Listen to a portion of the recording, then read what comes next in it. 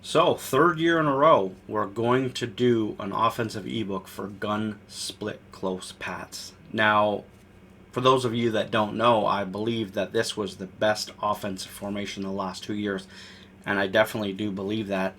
However, this year, it's actually even better. If you played Madden 19 and Madden 20, you know how hard it was to get yards after the catch in the flats.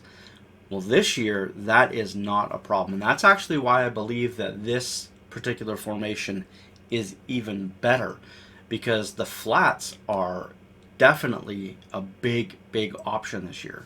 We can take advantage of any type of flat route in the game and get yards after the catch. And having two running backs out of the backfield to be able to do that and force our opponent to really kind of have to defend high-low reads. That's what this formation is really going to focus on in this ebook, is high-low. Because we're going to take the flats immediately if it's given to us, and then if it's not given to us, they're going to play underneath coverage. We're going to take what's over top, and vice versa. Now, it is going to be a little complicated this year because there are a lot of options defensively with zone drops for hooks, flats, curls, all that type of stuff. So we want to make sure that we're just giving you the nuts and bolts on how to do everything and what beats what. But beyond that, the ebook would be about 8 hours trying to explain everything, because as you guys know, I do a lot of setups. A lot of setups for each play. So we're going to start by just looking at the basic cover 3, cover 4 drop, and Tampa 2. Then I'm going to add a section for different things like palms, cover 4 palms, match defense, man defense. Obviously, man is very popular right now. We will cover that. Now, throughout this ebook, I do want to let you guys know that if I happen to mess up with speech, unfortunately, literally 1 month ago, I did have a stroke. And so sometimes when I try to say things, it gets mumbled. And as much as I would like to just click re-record, it happens so often that it would take me a month to do the ebook. So if I stumble on my words, I do apologize. So we're going to take a look at the first setup for the play Z-Spot. So we're going to look at this particular play Z-Spot against cover 3 and cover 4. Now, when you see the section for Z-Spot, okay, with all the listed setups and everything, a couple things that you want to know. First of all, if you see a setup that is on the right hash, like you see right here, then that means that that play is workable on the right hash. If you see a picture where it's in the middle of the field, like this, what that means is that particular setup against that coverage is going to work from either hash. Okay? Now, there are going to be some slight differences. Like, if I have a picture of it in the middle, it'll work against either hash. It doesn't matter. But obviously, it's Madden. There's going to be subtle differences, like maybe getting a corner route might be a little better depending on the coverage, on if you run to the wide side or to the short side, like just the slightest bit better. But for the most part, that's what's going to be important. Now, also, when you see the picture, before you click on it, okay, because you can click on the pictures and open them up in full screen and then scroll through each setup. If you just hover your mouse over top of that picture, it'll say, for instance, for the first setup that we're going to look at, it says Z-Spot, cover 3 and 4. So this particular setup is going to work against both of those shells. So we're going to start by looking against cover 3. Now, even though it works on either hash, I'm always going to be on a hash because that's the most important part of being in practice mode. So if you want to lab yourself, never, ever lab with the ball in the middle of the field, because the only time you're in the middle of the field is after a kickoff. Okay, and I might even add something in the ebook for like the first play after a kickoff. Although most people scum kick, so you're usually actually going to start on the left hash. Okay, so we're going against cover 3, and the first setup is going to be streaking X. Then we're going to option both running backs, and then we're going to drag square. Now, as far as defense goes, okay, it's going to be very difficult to completely give you guys all the information that you need, just because there's so much that someone can do defensively. I think I mentioned it in the intro already about the fact that the zone drops and everything make things really difficult to explain every detail, you know, because cover 3 is now no longer just a cover 3 because of what you can do to hooks and flats and everything involved, right? So I'm going to give you the basics, and those basics are going to work, but that's what's great about split close, is the fact that we're going to make everything a high-low read, okay? That's what I love about this particular formation. Now, as you can see here, we've got Gronkowski in the slot. Unfortunately, we can no longer get a wide receiver in that spot. If you bought the 2 previous years ebooks for this formation, you know that we had a wide receiver there. And I got to tell you, I loved having a wide receiver there so much more. But unfortunately, we cannot. But because the flats are such a lethal weapon this year, we'll take that. We'll actually take having a tight end there for the ability to hit the flats and get the ball upfield. So now what we're going to do is we're going to motion circle across. Now last year you had to snap the ball a little bit quicker. Like when you'd motion circle over, you had to snap right when he got to Evans. Okay? You don't have to do that this year. It's back to the way it was always, where you can motion him all the way out. So it's up to you what your sweet spot is. Okay? For some plays, you're going to need to motion him all the way out. Now, for me, because I like to have everything look the same, I will motion him all the way out pretty much always. But if you're more comfortable, like let's say you have a play where you've got Evans on a hitch, well, you might want to snap the ball before Gronk gets to Evans. So that way the routes don't interfere as much. Or, depending on what you like, you might want to motion circle all the way out, so that way it gives you time for more reads. It really depends on your personal preference. Some people need a little extra time, and then other people just don't. They just make the read really, really quick.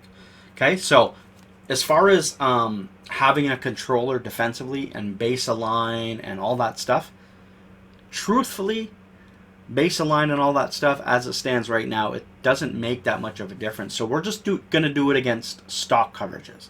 As I said, there's so many tools defensively, so many things that people can do. We're not going to focus on too much of that, whether they base align or press, unless it really, really affects the play. Okay, so let's get into it. We're going to motion Gronk over. And now, as I mentioned, everything is going to be a high-low read. So we're just going to take the sack. This is what I always do, or we'll just throw the ball away so that they don't power up their defensive line. And then we'll go into replay, and we'll take a look at what happens against cover 3. Now, I also will say that not all cover 3s are the same, right? It depends on...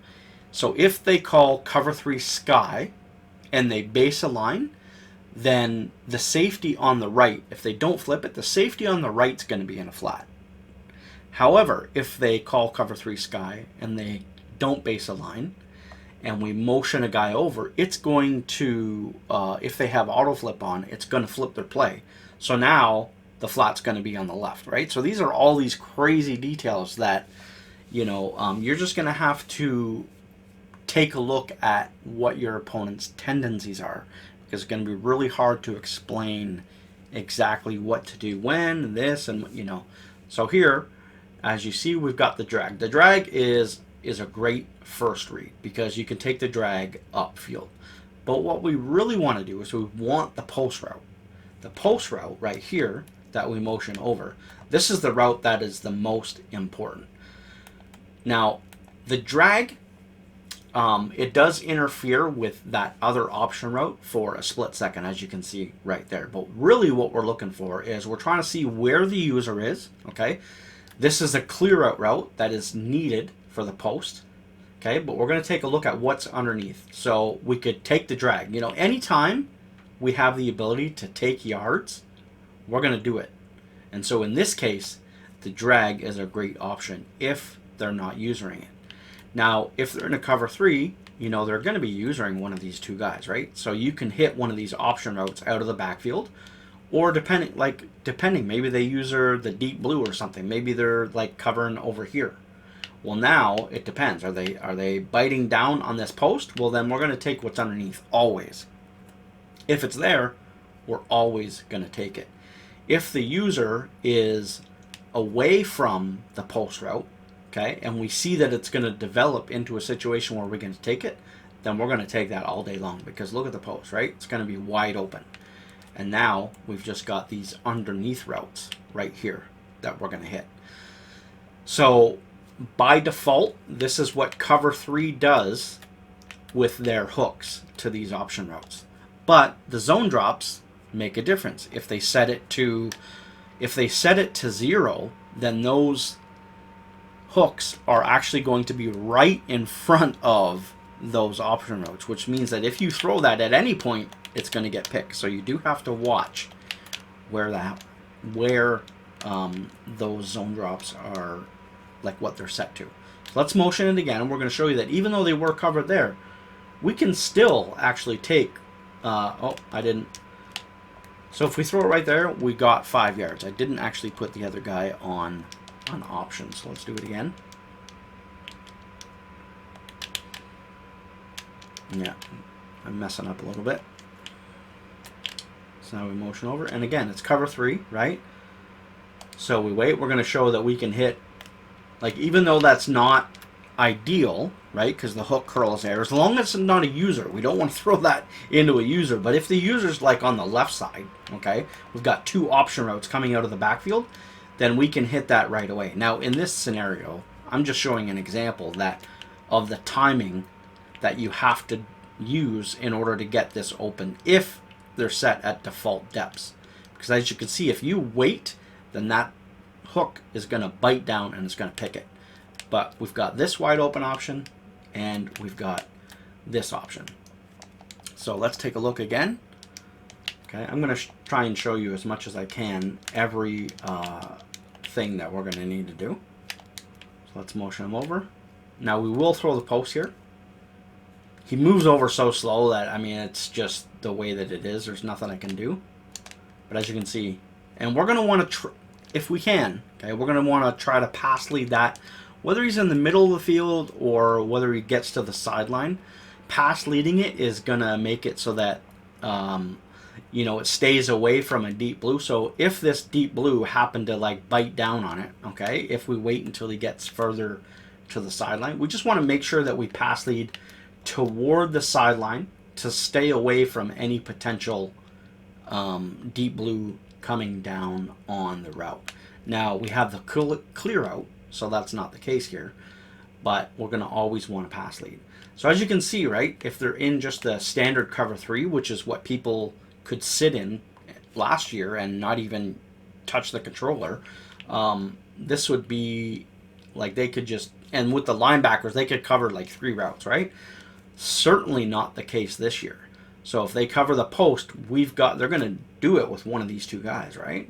Well, somebody's open. That's the high-low read with really nice spacing. That's what I like, is the spacing on that. Okay, so now the drag is obviously something that it's like, as you noticed, okay, it depends on when we throw it. We can throw it immediately, which I won't do here because it's obviously open, or we can wait until it gets to the sideline and then we can cut it upfield and get 5 yards with that.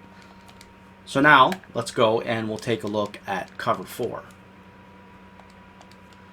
So again, we're going to just do cover 4 drop, show 2, and we're not going to do anything. We're not going to press. We're not going to do anything because all the zone drops and all the things that they can do. It's just, if it works against cover 4 drop just on baseline, then it's going to work in general.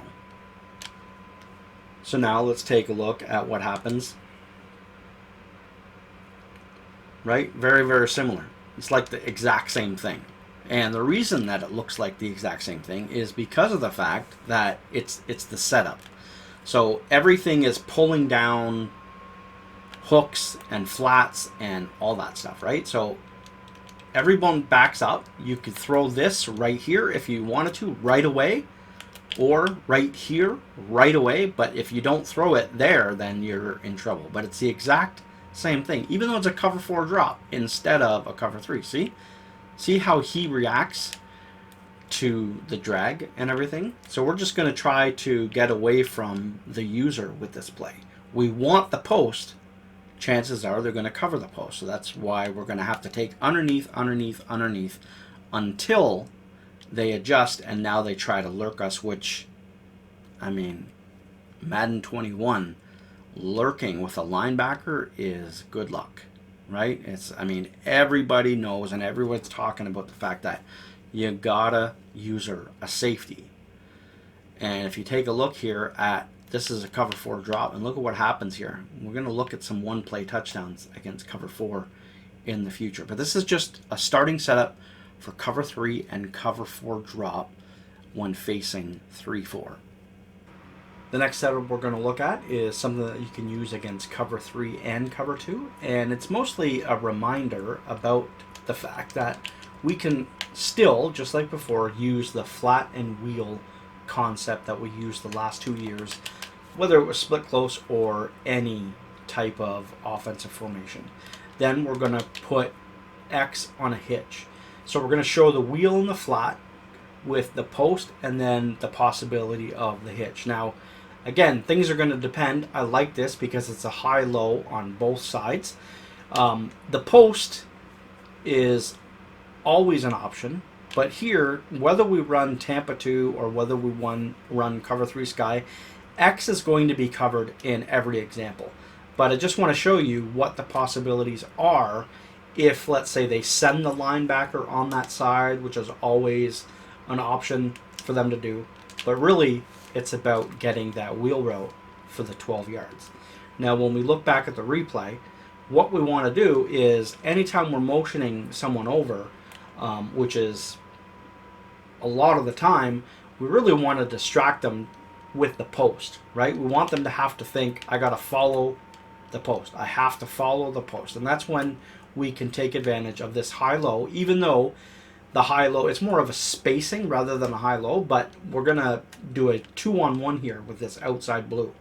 So if the flat is covered, then we're going to take this route right here. If they user cover this, okay, then we can always take the flat. If not, we can go over to the post. So it's really just an example of showing the fact that we want to distract them with the post a lot of the time, and they're not going to be able to cover all of it. And the hitch is going to be covered in these examples all the time because there's just stock coverages, right? They're not, it's nothing else. But if for whatever reason they blitz somebody from the right side, they user the left side, they user the wheel, and they have a hard flat, or for whatever reason, maybe they crossman the post and whatever, then the hitch is going to be an option. Now, another thing I'll say is when we motion this guy over, when the screen zooms in like this, as soon as he's out of the screen, that's when we hit it. Now, if we wait, then as you can see right there, we can hit that flat route. And as you see, he landed on the 30-yard line, which is 5 yards. We will take that every single time if we possibly can. So we're looking for the wheel, right? But sometimes what happens is they user it, because if they're trying to user the post at this point, because if this area is vacated, we can hit the post right here. So if they user the post and then they end up maybe, usering this, whatever, then we have to look at the outside flat. But it's all just about spacing and high-low. So this isn't a super flashy example, but it does show that you can hit this wheel route quickly, right up the seam, right? You can't wait too long. If you wait past this, it's going to be an interception. But it's all about the spacing, okay? Flat route, wheel route, post route, really good spacing, and then if they send somebody from this side, we have the ability to get the hitch. Now we'll go and we'll take a look at cover 2. Now cover 2 is a little similar, however, we can actually get more yards with that wheel route. So we'll look at Tampa 2. Now again, against this defense, the hitch is always going to be covered. But watch what happens if we decide to wait, right? So flat, flat, flat. We can take the flat, but now look. We've got the ability to get a lot more yards against Tampa 2. And really, we are distracting them with the post because we want to be hitting the post. And they're going to let us hit the post at least at the beginning of us running the offense, right? So let's just say they user this again downfield, right? See how far that cloud is dropping back? We're still able to hit it. We're still able to get it in that soft spot. But we can also hit the flat. If they have the this flat dropping back at like an insane depth, then this is available, right? Now, this hitch is distracting from, it's distracting the flat and the hook. But then that's when that post is going to go to the other side of the field. Now, you do want to, make sure that you're pass leading because you do want to get away from this. If we wait and he drops back just a little bit, we can still hit it. But what we want to do is we want to make sure that our timing is proper with the pass lead. So let's take a look at what happens if we want to throw, if we just wait and we avoid everything, okay? We want to, oops, I got killed. But at least the ball came out of my hand, so I don't need to do another example. Block sheds in practice are a thing. It is what it is. Okay, so let's go and see that if we're going to get this pass off, we just want to pass lead it like into this area, away from this guy. We don't just want to like throw a regular pass because of the fact that he might be able to jump back on that. But as you can see, if like that's a ton of room, that's 10 yards. So we should be making that throw if we don't get block shedded. Okay, so now we're just going to make one small change to the setup we just showed. Also, we're going to do it from the left hash. So here we've got the wheel and the flat on the short side. And then instead of putting X on a hitch, we're going to put them on a streak. Now the reason we're going to do that is a couple reasons. The first reason is everyone's got a different style of defense, right? Somebody might be always sending pressure from the right. Then you play somebody else, they're always sending pressure from the left. Some people like to user one side, heavy coverage on the other, whatever it is. So if you're trying to run this hitch and the post, whatever play it is that you're running, because we're going to be looking at this concept through other plays as well, if the hitch is never open, then there's no reason to have it. Obviously, they're playing coverage on that side. Or even if you're flipping your play, they're playing coverage on the side with two receivers. So don't just continue to run the hitch. Put a streak out there that's actually going to open up room for the post. And one thing I took away from Skimbo is he said a few years back, he said, one thing is always have a streak on the field. And the reason for that is because, especially when you're playing high-level players, they adjust a lot. And if they're sending heavy pressure, they might think, well, a streak isn't going to have time to get open if I'm playing this defense. Or they're making adjustments and they make one mistake, or they have a plan, and the next thing you know, the ball is snapped, and then they see something and they're like, oh, I got to cover this instead. And then it's a one-play touchdown because the streak is wide open. So, if you leave a flat route on the field, you're like, oh, I always got to have a flat route. Well, a flat route, if left wide open, is like 10 yards. But a streak left wide open is a one-play touchdown. So that's just something to consider. So now we're going to motion over Gronk yet again. We're going to look at the flat and the wheel combo on that left side. But we're also going to take a look at this post. Now, unfortunately, I got hit, which if somebody was able to click on, that's probably an interception. But this is practice mode, and that happens, you know, especially when you're sending, like in 3-4 defenses, when you're sending an outside linebacker like this, the sheds are just like insane. As you can see, like all 4 guys were about to come at me. That's just practice mode. But you want to take a look at this side of the field.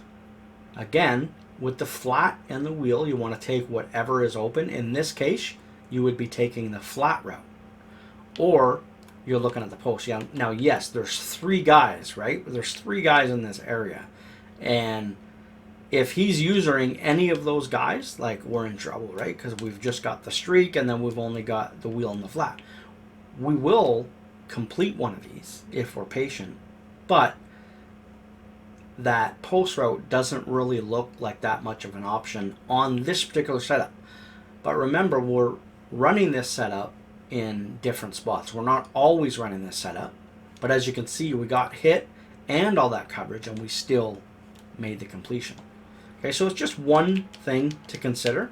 The other thing is, if you are running this to the short side of the field, you can get the wheel route, you can get the flat route, but you're going to have to be more precise with your decision making. Because if they follow the post, as you can see, like we were just about to hit, you're going to have to throw this maybe a little earlier. You can get the 8 yards that you see right there. But that's one thing about the wheel, is you have to watch that flat route. And that's the good thing about it being our first read. We're going to be reading the flat and the wheel before the post. So we want to see what this guy does. He drops back so far that we know that if we don't throw that wheel route quick, it's probably going to be covered and not get up the seam, because we are on the short side of the field. So on the short side, you want to throw the wheel quicker, especially when it drops back like that, or you're just going to have to stay more patient, let this guy drop back further so that you can then hit this flat route. So now we're going to take a look at one small adjustment that we can do to get the streak as a clear route and have a hitch type route with the same setup. So now what we'll do is we'll put the wheel on the flat, we will streak X, and then we will put R1 on an option route, which is essentially going to be like a hitch. So I do prefer hitches for the most part when trying to attack this area of the field. But it depends, right? Are they going to play coverage? Are they going to blitz? You know, if they're blitzing, you want to have protection in the backfield, and then the hitch as a wide receiver, especially because a wide receiver has the obviously better catching and he can turn it upfield for better yards, etc., etc. But if they're playing a lot of coverage, and you're not sure if they're going to play coverage or they're going to blitz, but you like this setup, you like the wheel, the flat, you want to have an opportunity to get the post, you know, you want the streak instead of a hitch, just put R1 on an option route, and it's going to be really like the same thing. You're going to want to throw that quickly, but as you can see, it attacks more that area of the field, but a little further to the inside. A hitch would be right about here, which if they were playing cover 2, it would be right on the numbers. So that flat route in Tampa 2 could come in and make a play on that. But with this route out of the backfield, that's not going to happen. And it still gives you the high-lows on both sides of the field. It's all about staying patient or reading it and firing quickly. It's just another option that you have at your disposal if they're confusing a little bit when you're trying to get this type of setup and you don't know if the hitch is going to be open that play or not. You just want to throw a little extra at them. Having option routes out of the backfield are great if you want to hit them quickly, but again, you have to make sure that you're ready. You're going to have to choose what side of the field you want to read quicker, because being able to read that route and the wheel route very, very quickly is going to be hard. So what I do if I run this particular setup is as soon as I identify the user Now I just make my quick read opposite the user, right? Because that's what we're trying to accomplish. We've got two routes out of the backfield. One is a flat wheel combo, and the other one's basically a hitch, which is an option route out of the backfield. If I see that the user is over here on the left, and this has the ability to be thrown quickly, I'm going to quickly just get it out of my hands, and now I don't have to worry about waiting for the post, waiting for a potential block shed. Even though the blocking is much better this year, it's not like it was last 2 years with insane sheds in regular games. I mean, practice is still broken. But that's what you want to do. You want to identify the user quick and then make that quick read when you have a setup like this. That's where you're really going to make your money, and it's going to force them. I mean, they're not going to know what to do when you've got so many quick reads and high-lows and all this insane spacing. Like, honestly, the spacing, look at it. I love it. Two flats, because this is a flat. This is essentially a flat, kind of. It's like two different areas of the field, but same thing. I mean, it's just, I love the spacing, and that's what you want to do. Go away from the user. So now we'll take a look at one other small adjustment that we can make to the exact same setup. Is we're going to put X on a hitch, but this time we're going to streak R1 out of the backfield. Now this is against a cover 3. I love streaks out of the backfield against cover 4, but we will get into that a little bit later. We're going to put R1 on a streak out of the backfield. What this is going to do is it's going to put the user in a bind if you're noticing that they're using, say, the right side of the field, just like having him on an option route, right? So if they think X is going to be on a streak, R1 on an option route, this is just a little bit of a change up. Now we're going to have R1 on a streak instead of sitting down, and X sitting down instead of on a streak. And we're going to motion this guy out. And what we're going to do is it's really a timing thing. But let's take a look at X and then R1. And you just want to be able to pass lead that to the inside. If they bite down, again, you can't really do both. If Ball Hawk was crazy like it was in years past, they could sit right in this area themselves, right? And then they could use her both. But that is no longer the case. So what you want to do is you want to put him in a bind right here and force him to make a decision. Now you've got the post coming across the field. So what you have is a timing situation where you're going to have to pass. Once you see this guy bite down on the hitch, that's when you make the decision to go over top and pass lead this to the inside. If you see it drop back on the streak, then you've got the hitch underneath, and then you wait for this to develop across the field. That is, of course, assuming that you didn't make these reads. Sometimes you just want to leave this out there to keep them honest, right? You have no intention of throwing this wheel route. You just want to force them to have to defend it, etc. If you don't throw it, if you don't read this side quickly and you read this side quickly, then what you can do is if this develops upfield, if this develops upfield, okay, you can wait and then just hit the flat underneath if you miss the right side completely.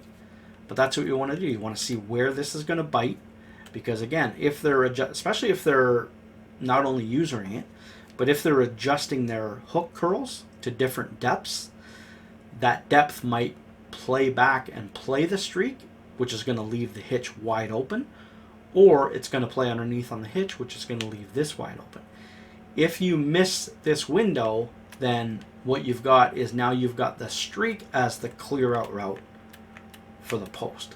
So it's just changing things up just a little bit to put the user in a bind. And if he made an adjustment, let's say he manned up somebody on this receiver thinking it's going to be a hitch or whatever, and then I don't know, whatever adjustment they man him up. Well, now this is going to be wide open because that guy's manned up. So there's just a lot of different. You always want to play mind games and add different little wrinkles, even with one small adjustment, to force the user to really have to struggle making their decisions and making their adjustments pre-snap. Okay, so as of now, we're still sticking with how to beat cover 3 with a lot of the same setup, the same adjustments with subtle differences. Hitches, streaks, curls, option routes out of the backfield, etc. Right? So we saw what happens with the R1 option out of the backfield. We saw what happens with the streak and then the hitch, putting the user in a bind, etc. All that stuff. But if you have Hot Route Master, or if you have a running back where you can get these extra routes, using what I showed already with the streaks and the hitches and the option route, all that stuff, using that and then also incorporating the ghost route. The ghost route is unbelievable. Unbelievable. It just creates whole different spacing, and hook curls will not play this ghost route. So same setup, but now let's take it. Same defense, same everything, right? Cover 3. And I mean, just look at that. Just sitting there. We pick up 7 yards. We didn't make any move or anything. Now, Tampa Bay doesn't have the best running backs to make moves with, but it's a whole different ball game. Same defense. Hook curls out there. Let's say they put they're sick of it. They're going to use her this side of the field. Okay, they're going to play cover 3.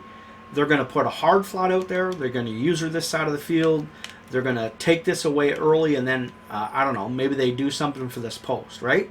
And they're like, I got the hitch or the option on lockdown. I just got it on lockdown. They're going to make adjustments so that the play Z spot and the setups that you've been running so far, you've been using them a lot, you've been doing well, and they're just like, I've had enough. They figure out a way to stop it. A simple ghost route, and this dude is chilling. Look at this, 15 yards. I did not adjust the zone depth. The hook curls do not recognize the ghost route. That's why it's called a ghost route, apparently. Is because they're not recognizing it whatsoever. So now you've got the streak as an option, and then you're looking for the post. You want to hit the post, but I mean, this dude's just chilling, and then you take that upfield for 7 or 8 yards, depending on what happens. And I'm going to show you that it is the same defense, right? Look at what happens if you put... Look at what happens if you put him on an option route out of the backfield. Okay, same thing. The hook curl is going to play it. You're going to have to make that read quick, like I mentioned, right? But look, he plays it. Whereas the ghost route, now granted, that is 5 yards downfield, which is good. Of course, I like it. But if they've always got that hook curl there, it's just always there, and they're never changing it, that's when using the ghost route is absolutely phenomenal. So far, throughout the play Z spot, we've more looked at spacing concepts rather than high-low. Now, there's some high-low in there, but it's been more so spacing. Now we're going to take a look at true high-low concepts, continuing with the play Z spot. Now, high-low concepts are amazing out of tight formations or compressed sets like split close, especially when you have 2 running backs out of the backfield that can always be attacking the flats, right? So in years past, really your opponent wouldn't really have much of a choice what he could do defensively. If you have a high-low concept, if he doesn't use it, they're toast. And that's just, if they didn't cross man or do whatever, they were toast. This year, because of the zone depths, they can shut that down completely. They can play a cover 3 and put both outside guys in cloud flats, right? The 2 corners on the outside, and then they can put their cloud flats, let's say, at 5 yards depth. The type of flat doesn't matter anymore if you're using those coach adjustment zone depths. A cloud flat could be 5 yard depth. A hard flat could be 25 or 30 yard depth. A curl flat now has the ability to go to 5 or 25 yards. So if they have cloud flats on the outside playing, let's just say, 5 yard depth, but their curl flats are at 25-yard depth. What that means is your high-low reads are toast because they're secured now. The defense is going to play those. Now, zones, there's still things you can do. The game is certainly lacking defensively, which is why this offensive scheme is even better. But that within itself is a lot easier to contain compared to years before. So, if you come out, let's just say that you're like, I'm in a compressed set. I've got the play Z spot. I can attack the sidelines with high-low reads. You come out and you do that and you see, oh man, they're already covering that. Well, that's because compressed sets, the first thing a good player is going to do is think about those outside high-lows. So they're going to set up their defense to stop that. So if you run what I'm about to show you right away and they stop it, well, now you have to come back to more of the spacing and those underneath routes where we're attacking the middle of the field with hitches and streaks and option routes. Oops. You know, things like this. You want to attack the middle rather than, you know, the sidelines. But here, we're going to show you how to attack the sidelines if they don't have their defense set up to stop it. Now, you can mix it up. You can waste a first down just to see if they're adjusting, right? You come out, you're running just whatever it is that you like to run at first. Maybe you're attacking the middle of the field, okay? But the middle of the field is, it's open and you're doing okay. But then you're noticing like, well, can I get some high-lows to the outside? Wait until first down, okay? And, you know, maybe a few plays in and see if they've made any adjustments. Sometimes it takes people a couple plays to get their coaching adjustments and everything set up the way they want it. Now they're going to be playing the defense that they want. And if the sidelines are just blanketed, we'll throw the ball away and now start to attack the middle of the field. Because obviously that's their game plan. They want to take away the outside. But that's the great thing is you can always tell, right? You run in a certain setup. If it's fully covered, well, you know how their defense is set. And if they're not constantly changing up everything, well, then you're going to be able to beat them as soon as you adjust. It's a lot easier to adjust offensively than it is defensively to continue to go into the coach adjustments menu and constantly change things to try to stop either things over the middle or things to the outside. Okay? So the next setup we're going to look at is by putting X on a hitch, and we're actually going to put triangle on a curl. Now we can do this from either hash. However, this route by square is actually more effective if we're on the right hash. So I think right now I did put the picture up already, okay, and I think it shows it as the middle of the field. My plan is to change that, but I might forget. So if I forget, it's better to have that route running to the wide side because it's no longer a speed out. It used to be a speed out and it was just way too effective. Now it's just a really, really, really good out route. Don't change that to an out route. This is way better than an out route. Okay? So this is the setup, and we're going to motion X all the way over, and it's going to be a high-low read. So right here, we see he's got a hard flat there. So now we always want to possession catch that because he's going to, you know, the deep blue will play it enough to the point where you're going to have to possession because, well, you would want to anyway. I mean, look, we start at the 25 and it ends up at like the 42 or, well, 40 after your possession catch. So that's like a nice 15-yard gain. He is wide open. He's wide open. But if you like rack it or aggressive catch it, you might not hang on to the ball. So always possession catch this particular route. Now, this is the play cover 3 hard flat. And this particular safety right here, you never know when they play cover 3 which safety is in the flat or not. However, when you look at the pictures that I've posted, the reason I posted it with like weird alignment like this when we motion is because if they're in cover 3-4 odd, and they're calling different defenses such as man, cover 4 drop, cover 3, etc., and they don't base a line, that's actually very common. People will not base a line. They'll press sometimes, but they won't base a line. And so the reason I kept the pictures like that is because if they run cover 3 sky, what's going to happen is the defense is going to roll over like you just saw. Like the safety is going to go to this side of the field, and if they have auto flip on, it's just going to look a lot different. You can get in practice mode and you'll see what it is I'm talking about. And the reason I did that is because sometimes it's hard to tell whether our opponent is in a cover 4 drop, whether they're in man, whether they're in cover 3. So when we motion, we get that tell. So when you look at the pictures, if you see what you see after you motion, like if it looks like this, that's going to be the cover 3 sky. Also, cover 3 sky is the first play that is on the screen when you choose 3-4 odd. So most people just pick that. If they pick cover 3 sky weak, nobody picks that, by the way, then it won't look like this. But cover 3 sky weak, you got to like go through the menu, whatever, and if you want to just run it weak, then you just flip it. So like nobody, honestly, nobody does that. They just call cover 3 sky.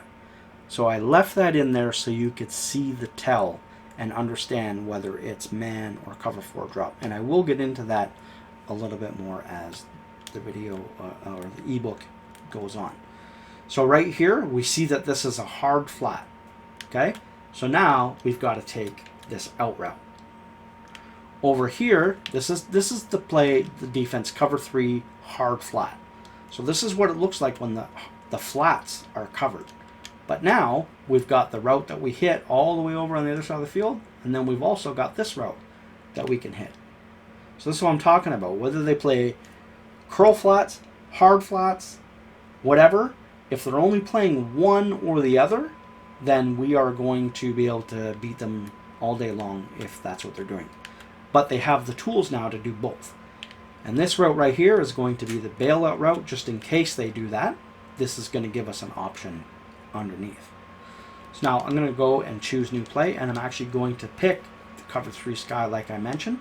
So the flats will not be hard flats. They'll just be regular, right? So cover 3 sky. See, it's the first play. Most people are just going to pick this. Hitch, curl, motion this guy over. And you want to read that really quick. You see that he comes down, but he really doesn't even come down that much. We get a free 5 yards, and then we end up with 9. This is why hitches are really good. This is why I love motioning hitches, especially in the play Z spot, because of this particular route right here. This is just a fantastic high-low read. It looks scary at first, right? This guy right here, just like on last play, when he jumped down, if that's a hard flat and he's playing at depth, this depth, and then it's a hard flat, he really attacks. But he didn't really attack there. You can easily tell the difference. If you're paying attention, it might look scary if you're a novice. Like he comes down for a brief second, but he really didn't come down, right? That's just an easy, free 5 yards, and then we end up with 9 yards.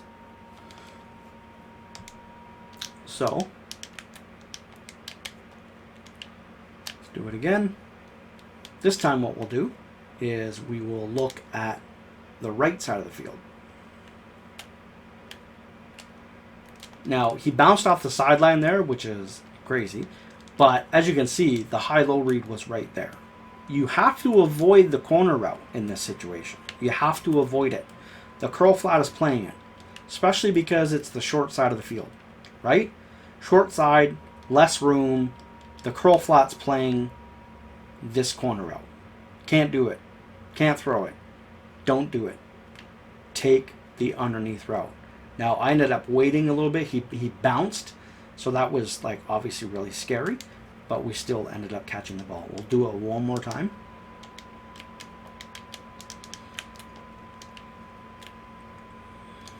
And I love motioning this. You know, the fact that we can motion either guy in this particular play. So here, we take the flat, and you should possession catch that if possible, or whatever. Again, Ronald Jones, I mean, these running backs are not very good. McCoy has good catching. That was pretty pathetic, but we all know that you can throw these table route, flat routes, no problem, right? So look, curl flats, taking them away, easy, right? Now, what if they have curl flats on the outside, and then they've got these things as hard flats, and so now they're playing underneath here. So now it's like, wow, well, if he's the safety, like, you know, he's gonna have to.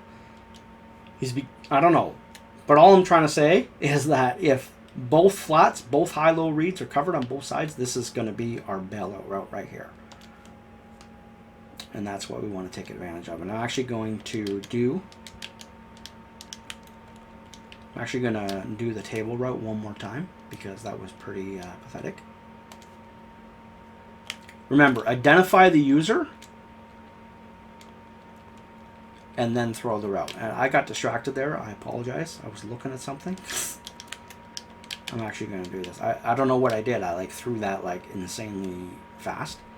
I got distracted. But you want to identify the user, right? So whatever side the user's on, you want to attack the other side. And as you can see right there, we get a lot of nice yards. And apparently table routes in practice mode really, really bounce off the sideline. So if you're practicing, I don't think it happens. I haven't played as many games as I usually do, but that does not happen, at least when I've played so far.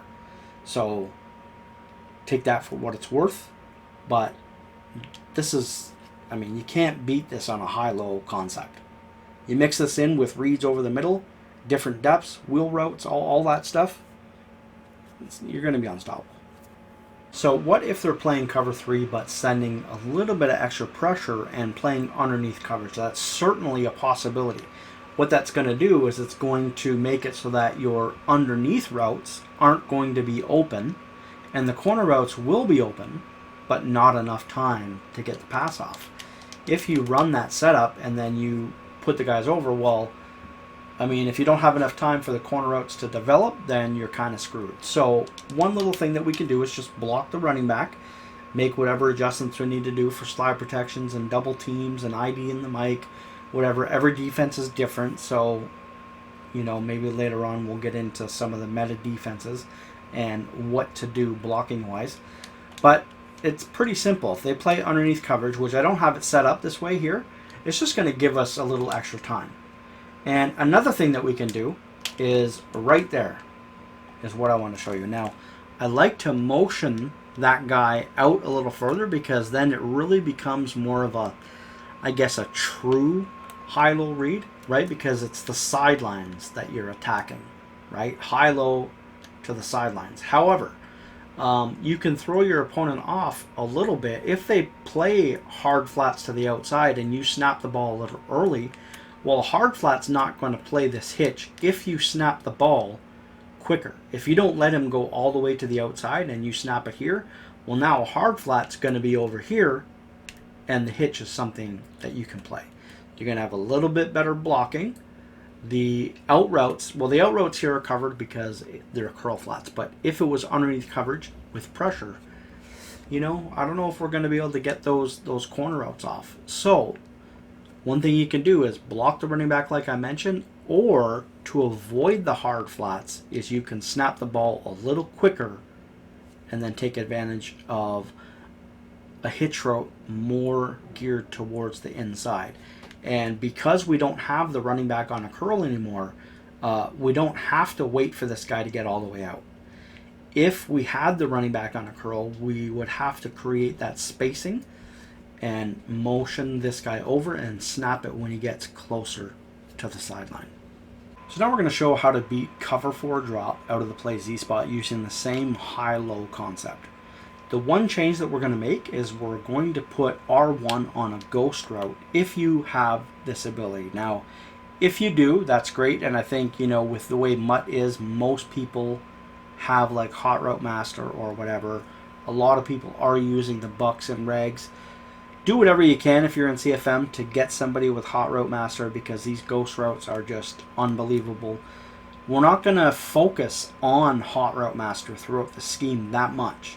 But anytime it's really beneficial, I will talk about it, like in this case, to get the most out of the offense as we possibly can. But we're not going to just have you know, all these extra hot routes in every single play, because then it's, you know, your typical regs player or CFM player isn't going to be able to use this offense. So we've seen what happens already with this route combination, but the spacing when you add in the ghost route is just really, really good, and it's a lot easier of a read against a curl flat than the table route is. Okay, so if you look at the spacing between the hitch, so the hitch is all the way out here, the curl is here, and then the ghost route doesn't go all the way to the sideline. It goes right there, and then you've still got the high-low. Now these curl flats by default, without a clear out, they're going to play deep and they're going to cover these corner routes. But that just means that both flat routes are, of course, going to be open. And this is just, I mean, this ghost route, again, the hook curl doesn't recognize it, and the curl flat just backs way up. So let's take a look. We already showed cover 3 and how things react. Let's look at cover 4 drop without the ghost route. Okay, we'll leave the table route, and we'll just let him go to the sideline. And you see how much more difficult of a read that is? Because the curl flat goes all the way out with it, and then you have to wait. You have to wait for the curl flat to drop back with the corner. Right? You cannot throw this whatsoever. So then you have to wait, and if you throw this route, like at this point when he's backing up, then that's going to get picked. So if you want to throw the corner, you can throw it. But if you want to throw it, you're going to have to wait until he gets flat-footed. You're going to have to wait till like right about here and then decide.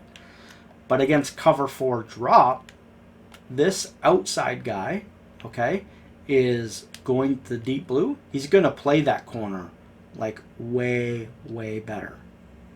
When you make the throw, he's going to jump down and attack it, unlike in cover 3.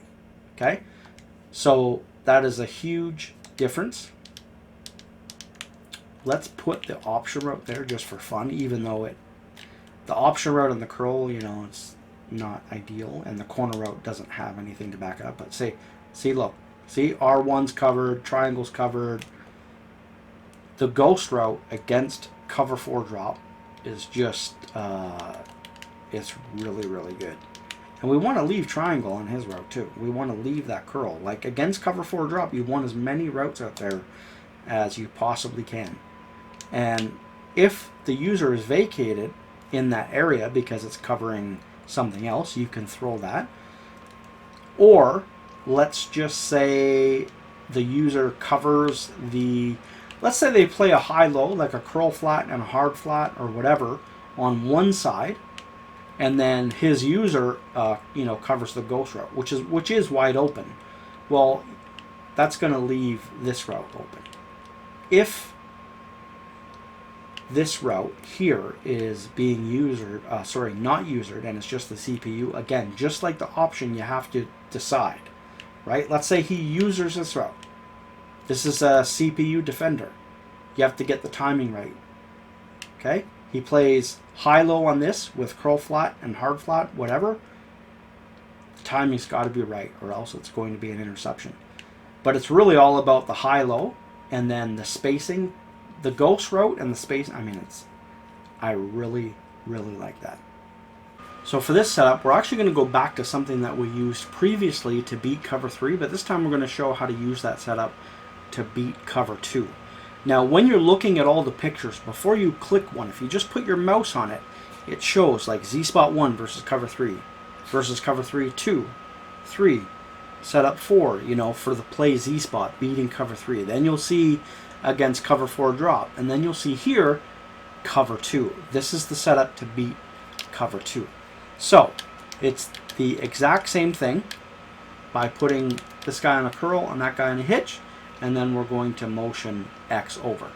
Now, I've always been showing like cover 3 with the stock curl flats, cover 2, whatever, so we're never showing the corner routes or the speed out ever getting open. So what I've done is I've called not Tampa 2, but I've called cover 2 hard flat.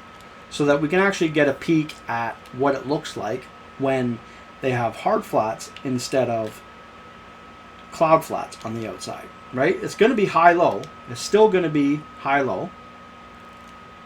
But this is what it's going to look like, right? And we want to possession catch that so that we keep our feet in bounds. And it's going to be the same on both sides. Obviously, they're going to be making adjustments. You're going to have to do the things that I've talked about so far. This route out of the backfield is a really nice route that we can hit if it's vacated. As you can see, this is a cover 2, right? So this curl route is just like wide open. Now, hash is going to matter. I'm going to end up picking the same play on the right hash against Tampa 2. And what I think is going to happen is this guy right here is actually going to play on this route. But that's to be seen. So as you can see right here, we've got this out route wide open because they're playing cover 2 hard flat. So this is what it looks like when you have the high-low read, but the deeper route is open. And the same goes for over here. Now the key thing that you want to look at when you're facing like a cover 2, you know it's a cover 2 because they haven't base aligned, and these guys are 5 yards off the line of scrimmage. Let's take a look at it from a quarterback's perspective. This is what Tampa 2 or cover 2 unbase aligned. That's what it looks like. That's why you see plays in the game like cover 4 drop show 2. Even though it's not a show 2, I don't know what happened along the way, but it shows cover 4. It's cover 4, show 4. But you'll see plays like cover 4 show 2, and they actually do work. They do show a cover 2 look. So it'll look like this, but it'll be a cover 4. However, if they don't baseline most of the time, when you see this look, it will be a cover 2. So determining whether that's a hard flat or a cloud flat. I mean, they just bite down on it so hard. See that movement, that quick movement? Like that's like a knee-jerk reaction. He just goes down and covers it right away. That makes it obvious that it's a hard flat. So if you have the time and the user's not over here, just wait, and that's easy money all day. Now, if he doesn't bite down really hard like that, then you know it's not a hard flat. So now you wait and you let him drop back to cover this route, and then you hit this underneath. That's how you attack a cover 2. So we have both sidelines wide open. Now let's move the ball over here and see if the mid read, which is what I was talking about, see if it actually plays the curl out of the backfield. It should. Now I'm playing cover 2 hard flat, so I don't usually do this. No, I guess it didn't. I don't know if cover 2 hard flat is different, or maybe just the setup. Usually what happens is he will actually play that curl, the mid read. He mans up on vertical receivers usually. So I don't know exactly why it's not. I'll change it to Tampa 2. But as you can see, we've got, I mean, it's the same spacing that we showed, but as you can see, this is great against cover 2 when they're not protecting. Like they're guessing, they're not protecting the flats on both levels. I mean, it's just easy. You should never not score like at least 28 points if you're playing someone that doesn't understand these types of concepts and doesn't understand that they have to protect against this with the new features in the game of zone depth. So let's quickly go to Tampa 2 real quick, because I'm actually curious. I'm actually curious why that mid read is not playing it. So let's take a look at Tampa 2. Now, I mean, don't get me wrong, it's just a curl, but I think it's maybe because both outside routes are on corners and they're not vertical. But yeah, I don't know, he's not playing it. So that's great. That is absolutely great, because usually it'll make the right move and it'll man up on a vertical route, which means that you can't have like a cover 2 beater up the seams in most situations. But the fact that he just drops back just like he would in the cover 2 on either hash on this curl route, which I love, because especially against like 3-4 odd, one key thing is how this guy gets through the line of scrimmage. Some routes, it's like it doesn't it doesn't work. Like even there, he got caught up, but for the most part, it's a smooth transition. So here, they're in Tampa 2. As you can see, the corners are not open, but we've got all of this underneath with great spacing, and a user obviously cannot cover all of that. So the final setup for Z-Spot is what we're going to look at against the blitz. Now, obviously people are going to attempt to blitz you, but this is best formation against everything, whether it's max coverage, whether it's blitzing. I mean, we've got everything at our disposal. So we're looking at man blitz right here, edge blitz. It's a popular defense. They might press, they might not, but we have hitches here. And we're going to put both guys on a hitch on the outside, and then we're going to motion circle over. So it's going to be interesting. What you want to do is identify the user on whatever side, and then quickly throw that hitch. So you see the users on the left, quickly, boom, throw that hitch. Now, also, you're going to be able to recognize the blitz pretty easy, okay? Just take a look, against 3-4, just take a look. Everyone just, obviously, you can recognize that really quick. They just all crash down really hard. And that's easy. We just go to the opposite side of where the user is. Nothing to it. So that's against man defense. Whether they're calling edge blitz or pinch dog 2 press, it's the same thing. Sometimes they're going to blitz both outside linebackers. Sometimes the outside guys are going to be in coverage and they're going to blitz both inside guys. Maybe they might blitz a guy, the outside linebacker and the middle linebacker on the same side. Whatever it is, but you're going to be able to recognize that. And that's where the hitches really, really come into play. Now, the one issue here is against man defense this year compared to years past, because here we've got Gronk on the post route when we motion him over. And we used to be able to get a wide receiver there. Obviously, a tight end is not going to be able to run away from a defensive back like a wide receiver. So if whoever you're using, get your best tight end, your fastest tight end in that spot. Gronk's only 80 speed. So if I have Gronk in there, my game plan, if I face man, and as long as the user's not in the area, I want to throw this route quicker rather than later. If I can get, when I use the Bucks, I like to rotate O.J. Howard and Gronkowski so that they're fresh, and they're both really good. O.J. Howard is much faster. He's like 87 speed, 90 XL. Gronk's 80 speed. Okay, so, but if I have Gronk there, what I'm going to do is I'm going to try to throw this quicker. So let's say they're using on the right side of the field. We're going to get some separation here early on in the route and see what we can do with rack catching or whatever it is that you want to do. We're going to get that quick step. Even if they're in press coverage or anything like that, we motion snap the guy. So we're going to get a free release. So we're going to get the inside step. So you recognize that it's man. Even if this guy's a hook curl, as long as the user is not there, then we can throw this route. That's the game plan. We're going to take a look at what happens if we wait. If we wait, the guy is going to end up catching up. And let's say the user stays on the left side. What I like to do is at least throw a low pass. That's going to give us a chance. Like right there was pressure on our face. We're trying to get the pass off. It didn't work very well because the pressure did get there. I mean, they all just went right through the line. They did all this crazy stuff. Didn't get blocked. But I'm going to at least try. Like right there, I do have a step. It's just that the pressure, because practice mode. To be honest with you, in a game, you're not going to be facing this in a game. They don't get all stupid like that and just let everyone through. They're sending 1, 2, 3, 4, 5, 6. They're sending 6. We're blocking 7.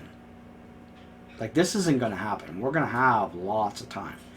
So right here, I would just throw a regular pass. But if he passes the right hash right here, then I'm going to attempt a low pass. One other thing I'm going to mention is playmakers. Playmakers are not like they used to be. You can't just playmaker really easy. Plus, we have 2 hitches from split close, and we're not motioning any hitches, so they're essentially the same distance from the quarterback.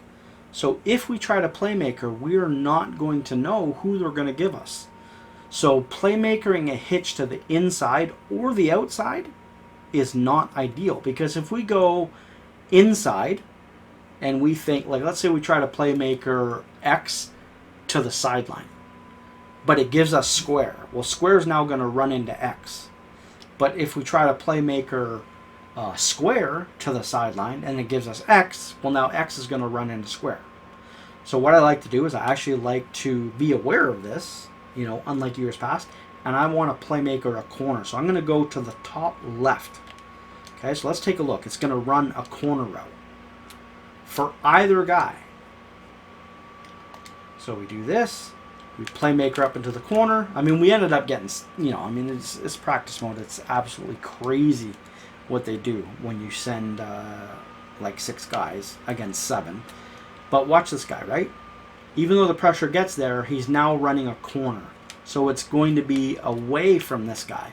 And it might not get open, but it gives us a chance. It definitely is going to give us a chance. So even if they give us X, if we playmaker up and to the left, then this hitch is going, the hitch on the left is going to sit down still, and X is going to run like a slant, essentially. It's going to, it's basically going to look like this.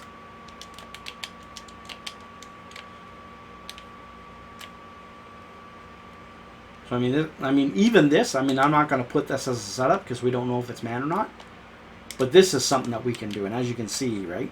But, you know, if we have the tight end in this spot, and let's just say we have Gronk, and our opponent knows he's in man coverage, and he knows that Gronk is only going to get this separation for a short period. I mean, they cross, right?